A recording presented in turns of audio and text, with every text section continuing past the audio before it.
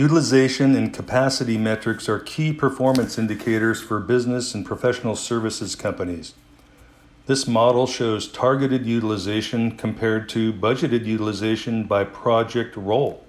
In this example, the targets are mandated from upper management and the budgeted utilization is calculated based on planned service engagements and consulting rate assumptions. The difference represents staff overages or needs based on those metrics. In all cases, the target utilization is greater than budget, meaning we have a staff overage, also known as people on the bench.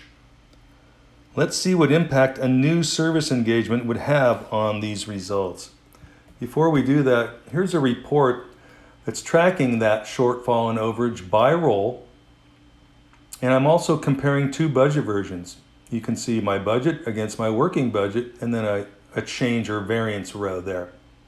I'm going to go add a new service engagement. We'll return to this report to see what impact that might have.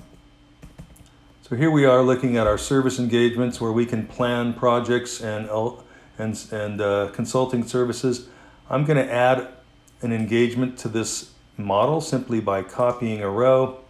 And I'm just going to put in my monthly hours. In this case, it's a large project, so I'm going to add 1,700 hours per month, copy to the end, and save.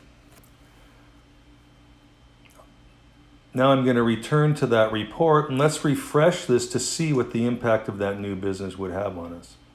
So now we can see, based on adding that new business, in terms of our partners, we no longer have an overage. We're actually under by 1.5 partners. We need to add 1.5 heads to meet that target.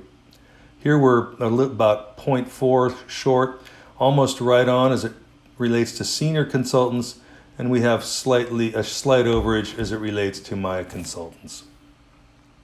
This demonstration showed how services-centric companies are planning and tracking utilization metrics using Workday Adaptive Planning.